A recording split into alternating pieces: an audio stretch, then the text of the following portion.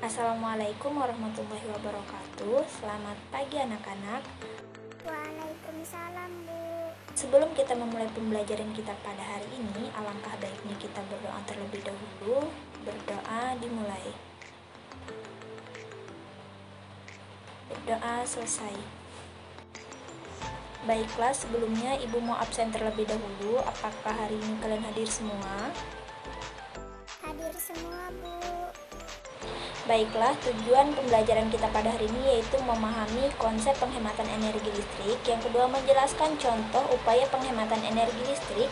Yang ketiga, memahami konsep sumber energi listrik alternatif. Dan yang keempat, menjelaskan beberapa sumber energi listrik alternatif yang ramah lingkungan.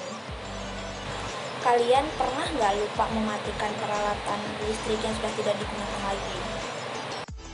Iya, pernah, Bu. Sayang banget energi listriknya. Kita harus melakukan penghematan energi listrik. Nah, salah satu caranya yaitu dengan mematikan peralatan listrik pada saat sudah tidak digunakan lagi. Ibu, bukannya energi listrik yang kita pakai ini tidak akan habis ya, Bu? Jangan salah, energi listrik yang ada di Indonesia ini masih menggunakan sumber energi yang sifatnya terbatas. Energi listrik yang dipakai oleh Indonesia ini berasal dari pembangkit listrik tenaga minyak bumi dan batu bara yang sifatnya bisa saja habis sewaktu-waktu. Nah, oleh karena itu kita harus melakukan penghematan energi listrik.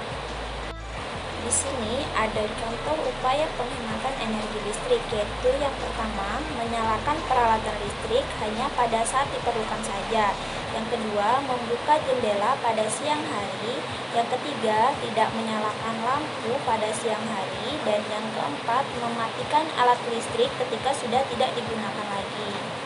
Listrik merupakan salah satu energi yang paling banyak dimanfaatkan dalam kehidupan manusia. Namun, energi listrik terbatas sehingga saat ini dibuat banyak alternatif yang dapat menghasilkan energi listrik dan dapat menyimpan energi listrik. Contoh sumber energi listrik alternatif yang ramah lingkungan yaitu yang pertama, biofuel. Biofuel merupakan teknologi penyediaan energi alternatif dengan menggunakan sumber daya alam yang dapat diperbaharui. Biofuel berasal dari bahan-bahan organik.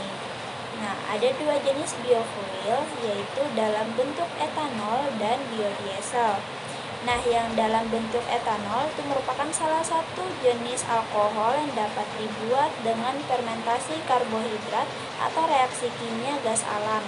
Beberapa tumbuhan yang mengandung karbohidrat tinggi seperti jagung, sorghum, atau singkong biasanya digunakan untuk menghasilkan etanol. Sedangkan biodiesel itu merupakan bahan bakar alami yang biasanya diperoleh dari lemak nabati. Biodiesel dapat dibuat dari bahan baku minyak kelapa sawit dan minyak ikan.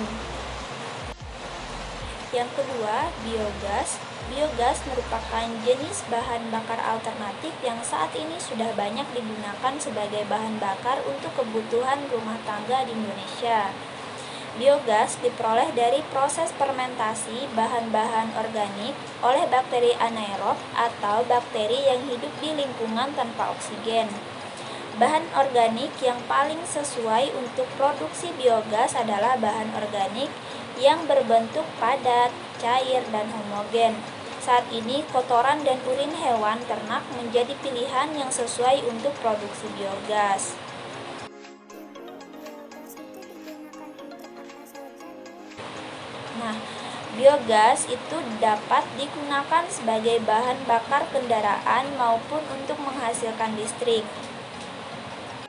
Jadi, kesimpulan pembelajaran kita pada hari ini yaitu yang pertama, energi listrik yang ada di Indonesia ini masih menggunakan sumber energi yang sifatnya terbatas.